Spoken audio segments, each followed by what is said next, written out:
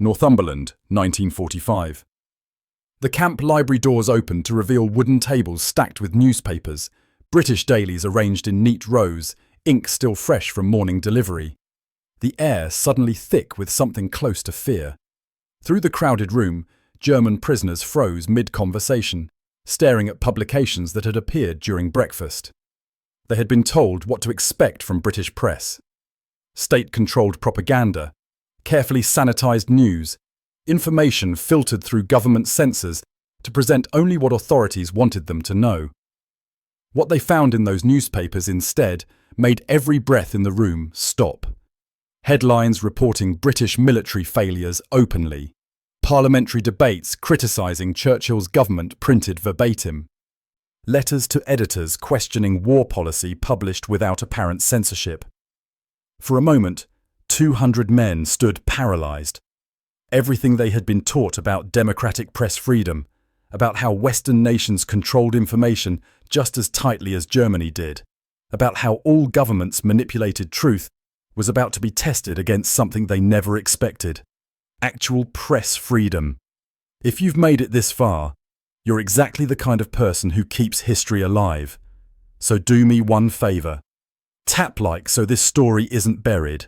Show support by subscribing so you don't miss the next chapter, and share this video so more people discover the truth. History tried to hide.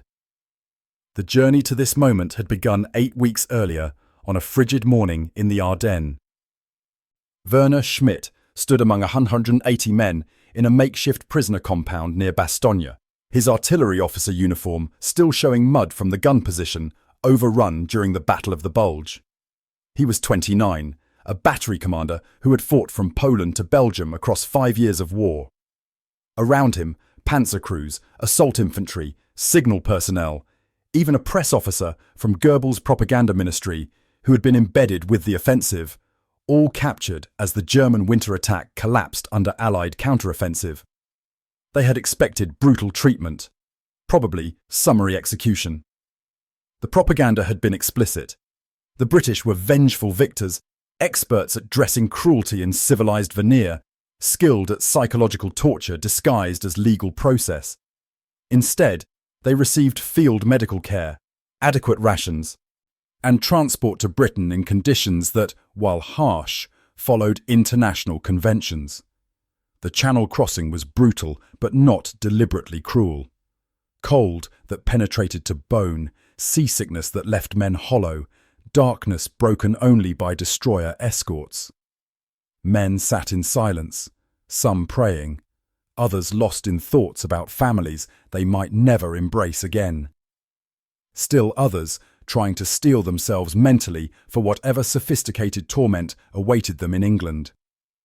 Werner kept a small journal hidden in his officer's boot, writing in cramped script when guards turned away. January 15th, 1945. Cross to England. The propaganda warned us British methods are more insidious than Soviet brutality. Information warfare designed to corrupt our thinking. Newspapers filled with lies presented as free press. I will not be deceived. I must remember what is real. The English cold was different from Belgian cold when they disembarked at Newcastle, sharper but cleaner somehow, cutting through clothes with surgical precision instead of the Ardennes' bone-deep damp. Men stumbled down gangways onto docks, where British soldiers waited with the mechanical efficiency that seemed fundamental to everything they did. No theatrical brutality, but no sympathy either. Just methodical processing of enemy combatants according to established protocols. British guards loaded them onto trains heading west. The journey lasted hours through countryside that looked impossibly pristine. Stone villages, untouched by artillery, farms still functioning, railway infrastructure intact and operating on schedule. Everything contradicting what propaganda had insisted about Britain being devastated by years of war, about cities reduced to rubble by V-weapons, about a population starving and broken. One prisoner, a major named Otto Brenner, muttered, "They claimed Britain was finished, destroyed. But look at this organisation, this infrastructure still works." No one responded. The contradiction was too immediate, too disorienting to process during a single rail journey. Camp 23 emerged from Northumberland hillside like something from another reality.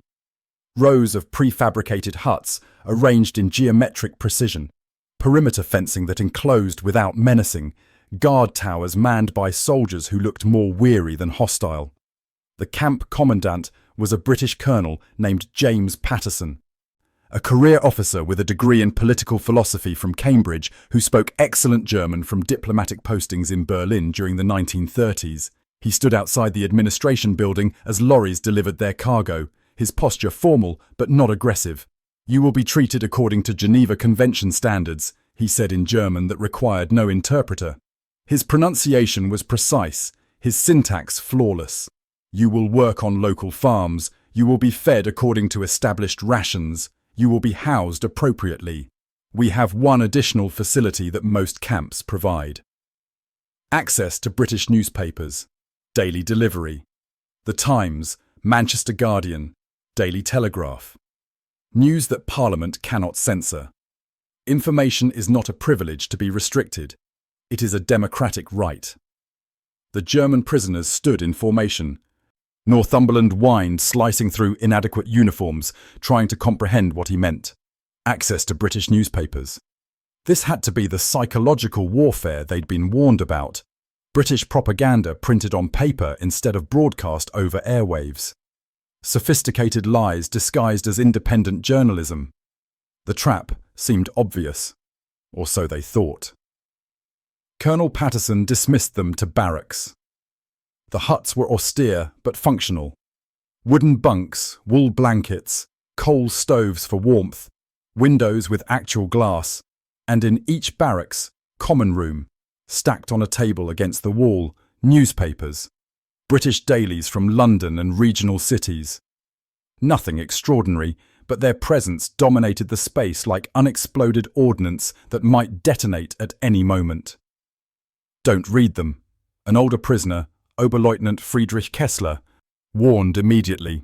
He was 43, a veteran of the First War, and this one, who had survived propaganda campaigns from 3 different regimes, who trusted nothing from enemy sources. That's precisely what they want. They'll print sophisticated lies until we start believing them. British information warfare dressed as press freedom. But newspapers sat in every barracks, untouched, avoided, regarded with suspicion by men who had been conditioned to see Western press as propaganda, no different from Völkischer Beobachter, just better disguised. The camp library was different. It couldn't be circumvented. It occupied a converted hut near the mess hall, and on the 4th evening, a British corporal announced that prisoners could visit during recreation hours, not ordering anyone, just informing them of availability. Werner entered with a dozen others, driven by curiosity despite training, despite propaganda that screamed this was manipulation. The library held perhaps 50 books, mostly in English, but also newspapers. Current editions, The Times from that morning, Manchester Guardian from yesterday, Daily Telegraph, News Chronicle, even local Yorkshire papers. Werner picked up The Times, hands trembling slightly, expecting obvious propaganda, clumsy government control, blatant manipulation. The front page reported Allied setbacks in Italy, specific casualties, tactical withdrawals, a parliamentary debate where MPs criticised Montgomery's strategy openly, letters to the editor questioning government wartime economic policy, an editorial arguing that Churchill's coalition had mishandled food distribution. Werner read, waiting for the twist, the subtle lies, the manipulation tactics. But the reporting seemed factual, acknowledging British failures honestly, noting Allied operational problems without hiding them, publishing government critics without apparent censorship, not claiming imminent German collapse, not promising impossible Allied victories, just news, information delivered in professional tone, properly sourced, openly critical of British authorities. When he looked up after 20 minutes, the library had filled with other prisoners, all reading in stunned silence. The room felt charged with something close to panic. Then someone spoke quietly. "This cannot be real. No government allows criticism like this during wartime. Werner returned to his barracks, mind spinning. That night, he wrote in his hidden journal, "Today we saw British newspapers for the first time. I expected state propaganda disguised as free press. Instead, professional journalism that openly criticizes British government, questions military strategy, publishes opposition viewpoints. Is this sophisticated deception, lies so carefully constructed they appear as genuine press freedom? Or is it possible that British newspapers actually operate independently of government control, that press freedom exists in ways German media never showed us? I don't know what to believe anymore." The pattern repeated daily. Newspapers delivered each morning, German language publications added to the collection within a week. Swiss and Swedish papers that reported from neutral perspectives, giving prisoners access to non-British sources that confirmed what British papers reported. The British Guards never forced anyone to read, never lectured about content, never used newspaper access as overt re-education mechanism. The publications simply existed, available, presenting information that prisoners could choose to accept or reject. But choosing became harder daily because the newspapers proved accurate. When British papers reported Allied failures, German prisoners working on nearby farms heard the same information from British civilians. When newspapers reported German defensive successes, British soldiers acknowledged them candidly. When papers reported corruption scandals in British government ministries, authorities didn't confiscate those additions. The consistency was disturbing. Truth, even when truth embarrassed the government, seemed to be the journalistic standard. Werner developed a working relationship with one of the guards. Not friendship exactly. Boundaries remained clear, but something approaching mutual respect. His name was Sergeant William Hayes, a former journalist from Manchester who spoke decent German from covering the Spanish Civil War before this war began. Hayes supervised work details with quiet professionalism. And one afternoon, while prisoners repaired stone walls on a local estate, conversation turned to the newspapers that dominated barracks debates. "Why do you let us read British papers?" Werner asked. "Surely you understand that giving prisoners access to criticism of your own government is dangerous." Hayes positioned another stone carefully, considering his response. Dangerous how? If newspapers were publishing lies, yes. Risky, because eventually you'd spot contradictions and dismiss everything they printed.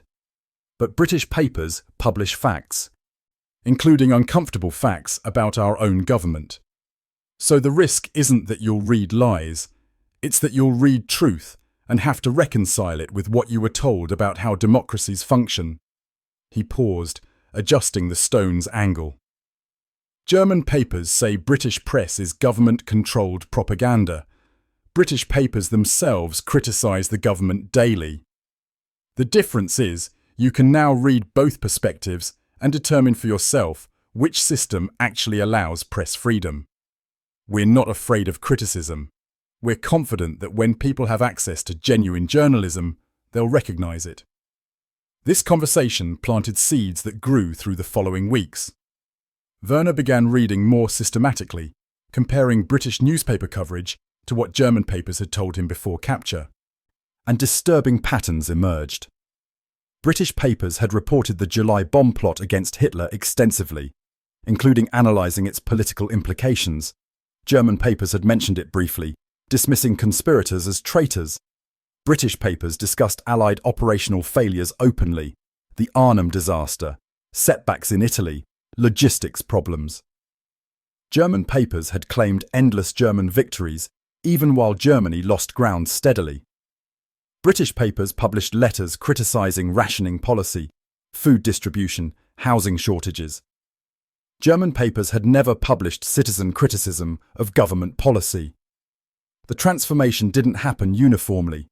Some prisoners like Oberleutnant Kessler refused to read, insisting all British journalism was sophisticated state propaganda. Others began reading obsessively, hungry for information after years of controlled media. Werner fell between extremes, reading carefully, cross-referencing when possible, trying to determine what was actually true versus what he'd been programmed to believe. In February, something happened that crystallized the shift for many prisoners.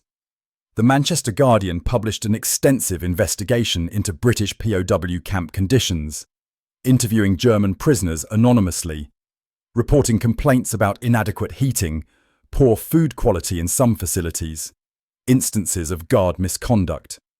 The article was critical. It questioned whether Britain was meeting Geneva Convention obligations. It quoted prisoners by camp number criticising British authorities. This was verifiable. Prisoners could confirm these were actual complaints from actual prisoners. If British press was government-controlled, why publish something that embarrassed British authorities, that made Britain look bad internationally, that could be used by German propaganda? The logic was inescapable. Werner found himself in the barracks common room one evening, reading The Guardian with 24 others, when he recognised complaints from their own camp in the article. His words, expressed 3 weeks earlier during an anonymous interview conducted by a visiting journalist. The newspaper had printed them faithfully, including criticisms of camp administration, of inadequate medical supplies, of work assignment unfairness. When he finished, he sat stunned. They had taken prisoner complaints and published them without censorship. No editing for propaganda purposes, no manipulation to make Britain look better. Just honest reporting that made British authorities uncomfortable. Why would state-controlled press do that? They're trying to earn our trust, Oberleutnant Kessler insisted when Werner mentioned this. They publish criticism to make us believe everything else they print. Classic information warfare. But Werner wasn't convinced. Or they publish honestly because that's simply their professional standard, because they believe press freedom matters more than propaganda advantage. The debate consumed the barracks. Every evening, men read British newspapers, then argued for hours about what they'd seen. Some insisted every article was sophisticated manipulation. Others gradually accepted that British press was genuinely independent in ways German media had never been. Still others refused to read at all, afraid of corruption by enemy information. The camp became an experiment in testing propaganda versus press freedom, with newspapers as the experimental variable. Sergeant Hayes noticed the transformation happening among prisoners. One afternoon, supervising a work detail clearing drainage ditches, he mentioned it to Werner. "I've seen this in other camps. Men arrive certain our press is state-controlled. Certain German media tells truth. Then they read British papers for weeks and certainty fractures. Not because we force anything, but because sustained exposure to genuine journalism makes propaganda impossible to maintain. How do you know British press is truthful? Maybe you're as indoctrinated as we were, just differently." Hayes smiled slightly. "Fair question, but consider this. British papers criticise Churchill openly, question military strategy publicly, publish opposition party viewpoints freely.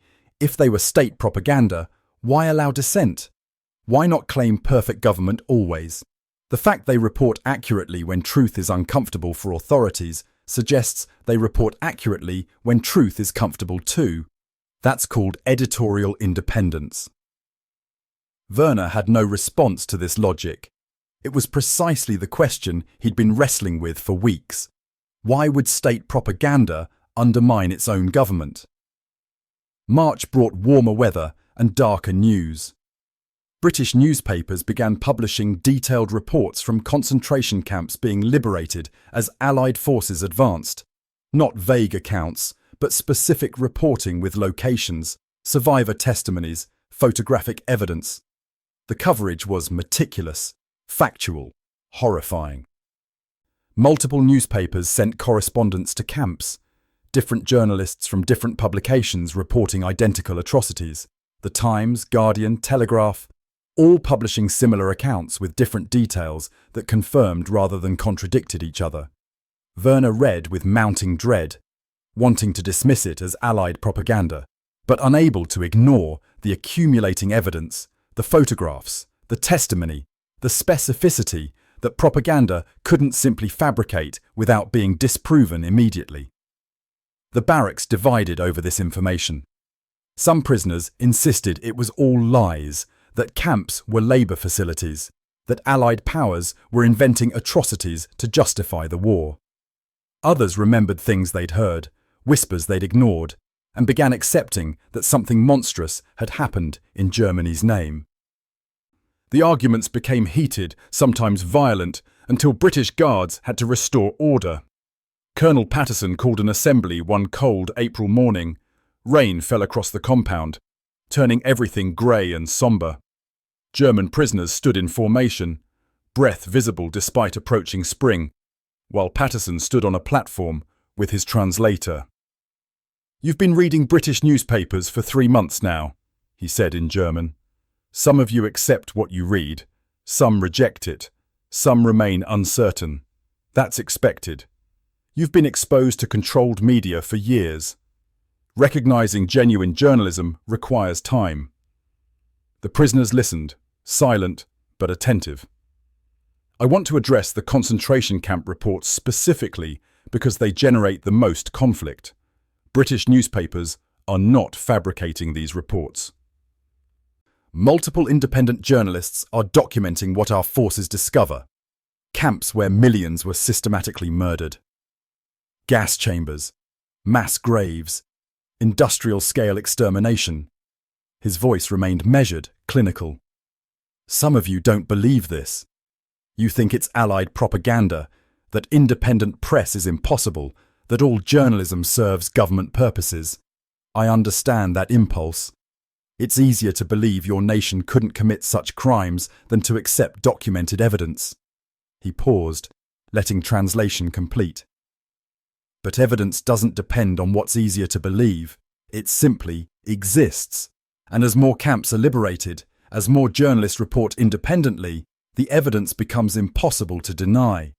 British newspapers publish this information not to make you feel guilt, not to torture you psychologically, but because it's true, and truth is what genuine journalism reports regardless of political convenience. When you eventually return to Germany, you will encounter this evidence directly. You will read reports from multiple sources.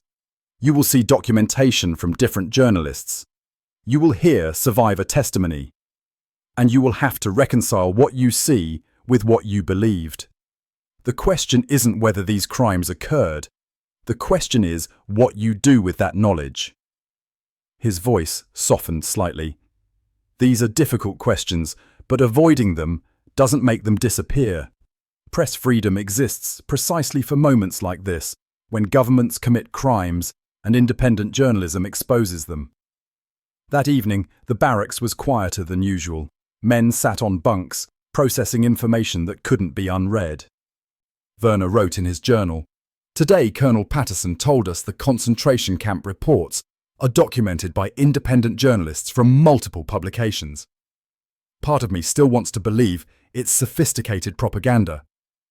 But I'm starting to realize that I've been conditioned by controlled media so thoroughly that I can no longer distinguish genuine journalism from propaganda. If British press is state-controlled, it's the most elaborate deception ever created, sophisticated enough to include government criticism and editorial independence.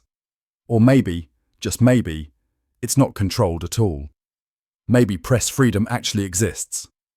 And if that's true, what does it mean about everything else I believed?" The newspapers continued through spring into summer. British publications expanded available titles, adding more regional papers. More political perspectives, demonstrating that different newspapers disagreed with each other openly, that editorial independence meant diverse viewpoints, that press freedom produced debate rather than uniformity. The British Guards never forced participation, never used newspaper access as reward or punishment. The publications simply existed, offering information to anyone willing to read. And gradually, the camp population divided into 3 groups: those who refused to read, those who read obsessively, and those like Werner, who read critically and tried to discern truth through careful analysis. In May, something remarkable happened. The Daily Telegraph published a fierce editorial debate between 2 prominent British journalists arguing about post-war policy toward Germany. They disagreed fundamentally on approach, on reparations, on occupation strategy, on denazification methods. The debate was genuine, passionate, intellectually rigorous. And the Telegraph published both viewpoints without choosing sides, simply providing platform for competing ideas. Werner read with fascination. This wasn't propaganda. This was intellectual discourse, the kind that had been impossible in Germany for years.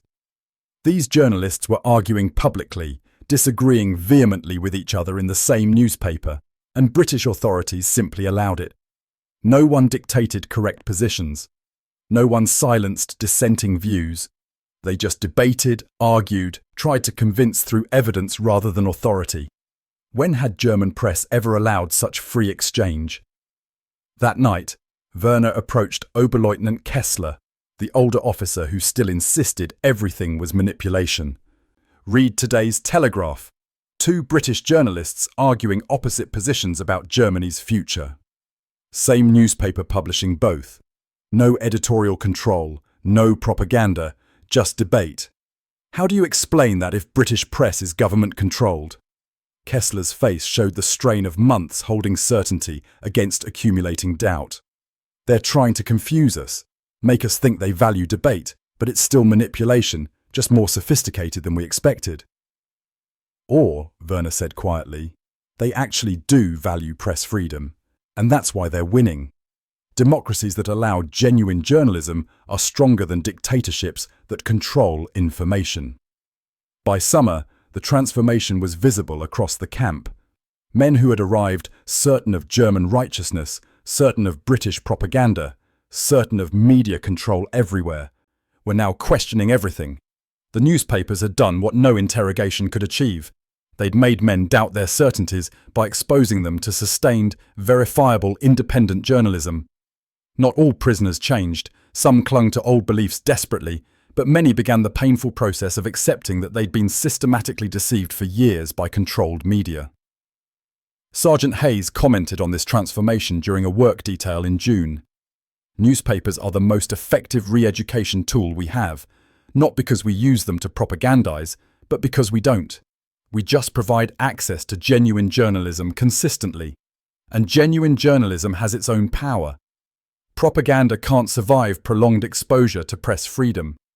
Why do you trust that we won't use this knowledge against you? That we won't take what we learn from newspapers and somehow weaponize it? Hayes shrugged. Because information isn't dangerous when it's accurate and freely available. The danger comes from controlled media, from information monopolies. We're confident enough in democracy that we're not afraid of you knowing truth. Your system feared truth, which is why it controlled all media. That difference tells you everything you need to know about which system was right. In May, the war ended in Europe. Germany surrendered, and suddenly, after 6 years, all fighting on the continent stopped. At Camp 23, British newspapers reported the news with typical professionalism, factual, detailed, acknowledging both Allied relief and German devastation, publishing analysis from multiple perspectives. Colonel Patterson called another assembly, standing in spring sunshine that seemed incongruous with the moment's gravity. The war is concluded, he said. Repatriation will begin over coming months. Until departure, camp operations continue as before, including newspaper access. He paused. When you return to Germany, you will find a country divided among occupation powers. Each zone will be governed differently. But one thing I can promise in the British zone, we will continue providing access to free press because we believe that democracy requires informed citizens, that freedom requires independent journalism, that people capable of reading uncensored news are capable of making good decisions. He gestured toward the library, where newspapers were stacked. You've spent months reading British newspapers. Some of you now trust them, some still don't. That's your choice. But I want you to understand what you've experienced here. Access to information without government censorship. News reported honestly, even when truth embarrasses authorities. Debate without predetermined conclusions. This is what democratic societies provide. This is why we fought. This is what we're offering Germany, the chance to rebuild as a society that values press freedom over information control. That evening, Werner sought out Sergeant Hayes one final time before repatriation preparation began. They stood at the camp perimeter fence, watching sunset over Northumberland hills, listening to men in barracks, reading evening newspapers aloud to those whose English remained weak. "I need to thank you," Werner said. "Not for kindness exactly, though you showed that, but for something more important, for giving us access to free press. For trusting that we could handle uncensored information, for not hiding reality behind propaganda because you thought we couldn't process it." Hayes nodded. "Press freedom is the foundation of everything else. Without it, you can't build democracy, can't hold government accountable, can't have informed citizenship. We gave you access to British newspapers because we believe people deserve independent journalism, even enemies, even prisoners. What you did with that access was up to you. What do I do with the guilt? The realization that my country committed atrocities that I might have known if I demanded free press instead of accepting controlled media. Use it. Let it motivate you to never accept information control again. To always question, always seek multiple sources, always demand press freedom.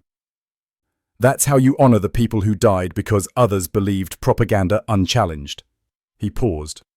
"And when you return to Germany, tell people about British newspapers. Tell them that independent press exists, that journalism can function without government control. Tell them that societies can operate with press freedom rather than information monopoly. That's how you help rebuild something better." Repatriation began in July. Groups of prisoners were processed, given documentation, loaded onto lorries heading south. Werner's group was scheduled for August, almost exactly 6 months after his arrival. The final weeks felt strange. Men wandered the camp trying to remember it, understanding they were leaving a place where they'd experienced something rare, sustained exposure to genuine press freedom. The night before departure, many prisoners gathered in the library to read British newspapers one final time. The publications had become familiar, even comforting in their consistency. News delivered factually, editorials arguing openly, letters criticizing government published freely, information presented without apparent manipulation. For men who had lived years under controlled media, this independence had become remarkable simply by being normal. Werner wrote in his journal one final time, "Tomorrow I return to Germany. I carry with me 6 months of reading British newspapers that challenged everything I thought I knew about journalism and government. These newspapers didn't convince me through manipulation or force. They simply reported facts consistently and published diverse viewpoints. And that accumulation of independent journalism made propaganda impossible to sustain. I'm returning home as a different person than I was when captured. Not because the British re-educated me, but because they gave me access to free press and trusted me to recognize its value. That trust, more than anything, transformed me." The journey back to Germany was long. Ships across the Channel, trains through France, arriving finally in a country that looked like photographs of apocalypse. Rubble everywhere. Cities reduced to shells. People moving through ruins like survivors of plague. The occupation zones carved Germany into sections, each governed by different powers with different approaches. Werner returned to Hamburg, now in the British zone. Though British authorities maintained press freedom policies similar to what he'd experienced at Camp 23, his family had survived, living in a basement apartment because their building was destroyed. That first night, by candlelight, Werner told them about the camp, about British newspapers that proved genuinely independent, about learning to recognize press freedom through exposure to uncensored journalism. His wife listened as if he were describing another planet. "You trust British papers more than German?" she asked, confusion evident. "I trust independent journalism more than controlled media, regardless of source. and British newspapers proved genuinely independent in ways German press never was. That's not betrayal, that's just recognizing reality. In the months that followed, Werner found work with British occupation authorities. His language skills and administrative experience making him valuable. He helped establish independent newspapers in the British zone, working with both British and German journalists who taught him that genuine journalism required standards, verification, multiple sources, editorial independence from government, willingness to publish uncomfortable truths. These standards had never existed in German media during Nazi years. They'd been deliberately eliminated in favor of propaganda. Werner became an advocate for press freedom in reconstructing Germany. He wrote articles, gave speeches, argued that democracy required informed citizens and informed citizens required access to independent journalism. He told everyone about his experience at Camp 23, about British newspapers that transformed his understanding by simply being genuinely free from government control. Many Germans weren't ready to hear this message. They preferred blaming defeat on military failures rather than examining how controlled media had poisoned their understanding of reality.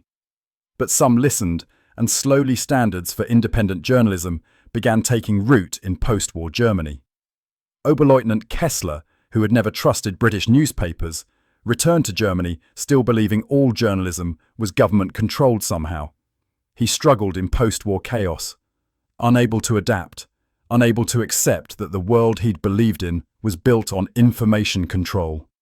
He died in 1948, bitter and confused, never reconciling what he'd been told with what actually existed. Sergeant William Hayes continued serving in Germany through the occupation years, helping establish independent newspaper standards throughout the British zone. He trained German journalists in professional ethics, accuracy over ideology, verification over assumption, editorial independence over government approval. His German students later became influential voices in rebuilding German media as free press rather than propaganda organ. Colonel James Patterson rose to prominence in British diplomatic service, specialising in understanding how information control worked and how to counter it through press freedom. His insight was simple. Propaganda couldn't survive sustained exposure to independent journalism. The solution wasn't counter-propaganda, but consistent access to genuinely free press. This philosophy influenced British information policy throughout the Cold War years. What happened at Camp 23 and similar facilities was not widely documented for decades. It didn't fit comfortable narratives about punishment and justice. But it was real. German POWs were given access to British newspapers. Those newspapers operated independently even when reporting embarrassed British authorities. And that exposure to uncensored journalism transformed many prisoners more effectively than any forced re-education program could have. Historians later noted that German POWs held in British camps returned home with transformed perspectives on media and government. They had experienced something impossible under Nazi rule. Genuine press freedom that acknowledged problems, admitted failures, and reported facts without government filter. This experience planted seeds that grew into post-war Germany's commitment to press freedom, to independent journalism standards, to information access as democratic right. The camp where Werner Schmidt spent 6 months no longer exists. The buildings were dismantled. The land returned to agricultural use. If you visited the site today, you would see only fields, perhaps cattle grazing. But the impact of what happened there ripples forward. Every journalist Werner trained to value independence over government approval. Every newspaper standard Hayes helped establish. Every German who learned that press freedom was possible, that societies could function with independent journalism rather than controlled media. The German prisoners who first read British newspapers expected government propaganda, subtle lies disguised as independent journalism. What they found instead was something that challenged their fundamental assumptions. Genuine press freedom that reported facts without government manipulation, that acknowledged uncertainty without claiming false authority, that admitted government failures without pretending perfection. And in that gap between expectation and reality, transformation became possible. Not immediate, not universal, but real. That is the quiet victory that no military campaign can achieve alone. That is the transformation that happens one uncensored newspaper at a time, one independent report at a time, one moment of recognition that propaganda cannot survive prolonged exposure to press freedom. In the end, it wasn't British military superiority that defeated Nazi ideology in those prisoners' minds. It was the simple experience of reading genuinely independent journalism after years of controlled media, of being trusted with uncensored information, of learning that press freedom could be more powerful than comfortable propaganda. That is the lesson that echoes across decades. That is the truth that survives when propaganda is forgotten. That is the hope that remains when everything else has been destroyed. Information is not determined by who publishes it, but by whether it's independently verified. Trust is not demanded, but earned through consistent editorial independence. Freedom requires access to uncensored news, even when truth is uncomfortable, even when truth challenges government, even when truth undermines official narratives. The prisoners who left Camp 23 in mid-1945 carried that lesson home back to a destroyed nation that needed to learn it more desperately than anything else in its history. Some shared it through establishing independent newspapers. Some lived it through demanding press freedom. Some passed it on to children and grandchildren. And somewhere in that chain of transformation, Germany became something different than it was. Not perfect, not redeemed, but better. Better because people learned that press freedom matters more than information control. That independent journalism is foundation of democracy. That societies built on free press are stronger than societies built on propaganda. That in the space between controlled media and press freedom, democracy becomes possible. And sometimes that possibility arrives through simple newspapers stacked on a library table.